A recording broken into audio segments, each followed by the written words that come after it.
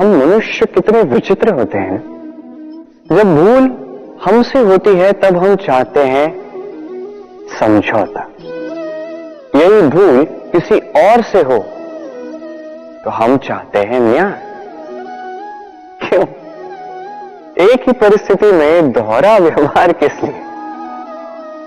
देखिए, यदि समझौता, न्याय, प्रतिकार या प्रतिघात के स्थान पर हम केवल प्रेम से भर दें तो ना हमें समझौते की आवश्यकता होगी, ना न्याय की आकांक्षा होगी। क्योंकि मनुष्य समझौता या न्याय केवल तभी चाहता है जब कुछ लेना चाहता है, किंतु प्रेम में तो सब कुछ अर्पण कर दिया जाता है। स्मरण रखिएगा, सबसे बड़ा समझौता और सबसे बड़ा न्याय केवल प्रेम ही है। क्या आपने कभी दर्पण देखा है? क्या हम में से ऐसा कौन है जिसने दर्पण नहीं देखा? सभी ने दर्पण देखा है, दर्पण में स्वयं का प्रतिबिंब भी देखा है, किंतु किसने सोचा कि उस दर्पण के पीछे क्या है, उस प्रतिबिंब के पीछे क्या होगा? होता कुछ ऐसा है कि उस कांच के पीछे एक धातु की परत चढ़ाई जाती है, जिस कारण से जब हम देखते हैं तो हमें अपना प्रतिबिंब दिखता है। अर्थात कांच को कुछ इस प्रकार कर दिया गया है कि प्रकाश जिस ओर से जाता है उसी ओर पुनः वापस लौट के आता है, तभी वो दर्पण कहलाता है। यही है जीवन का सत्य भी। यदि हम अपना पूरा ध्यान केवल लक्ष्य की ओर केंद्रित करते हैं, यहां वहां नहीं भटकते हैं, तो न केवल हम अपना लक्ष्य प्राप्त करने में सफल होते हैं, बल्कि हम दूसरों का मार्गदर्शन करने में भी सफल होते हैं। पाना और खोना दोनों जीवन के अभिन्न अंग हैं। हम कुछ पाते हैं, कुछ खोते भी हैं। कुछ सपने साकार होते हैं, कुछ लक्ष्य अधूरे भी छूट जाते हैं। जीवन में होता ही है, हर एक के जीवन में होता है।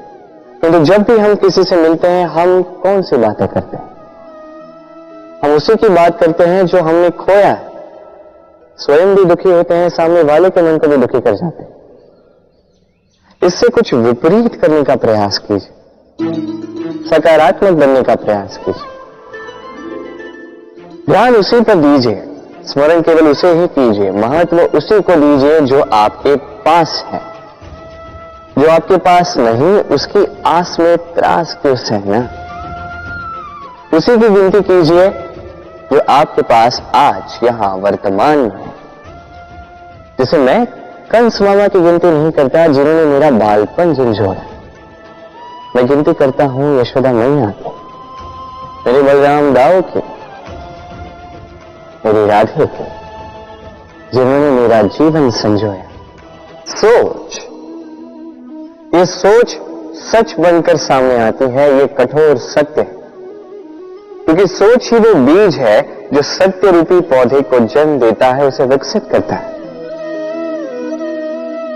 अब सोचिए, यदि ये बीज ये अकड़े का हुआ तो ये छाया नहीं, ये केवल कांटे देगा।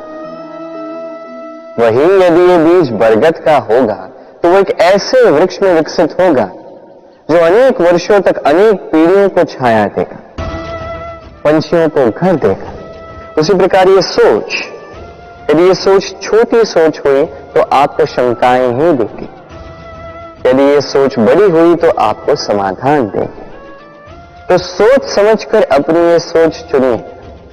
ये सोच आपको शंका भी दे सकती है, समाधान भी दे सकती है। क्या चुनेंगे आप, शंका या समाधान? छोटी सोच या बड़ी सोच? चयन आपका है। जीवन और मृत्यु दोनों जीवन के दो अटल सत्य हैं।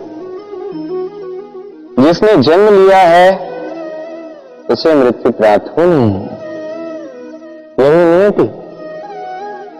अब एक बात है, मृत्यु सभी को आती है, जीवन जीना सबको नहीं है। समस्त जीवन व्यतीत कर जाते हैं किंतु जीवन जी नहीं पाते, समझ ही नहीं पाते करना क्या है। जीवन जिए तो जिए कैसे? जीवन जिए तो उस दिए की भांति जो अपनी लौ से असंख्य दियों को प्रकाश देता है,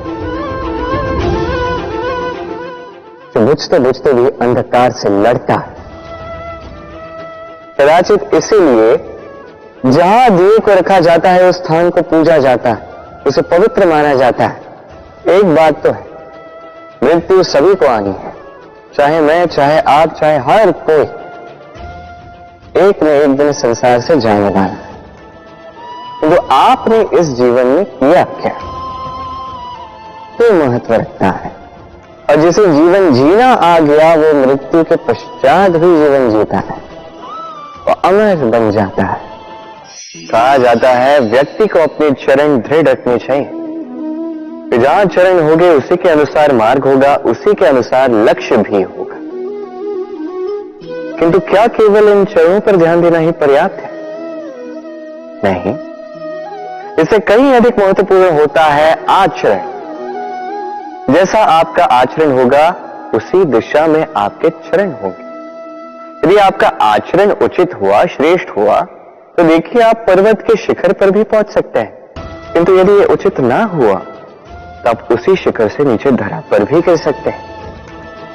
हां, गति के लिए चरणों पर ध्यान देना अति आवश्यक है, किंतु प्रगति के लिए आचरण ही अति आवश्यक है, उसके बिना नहीं होगा।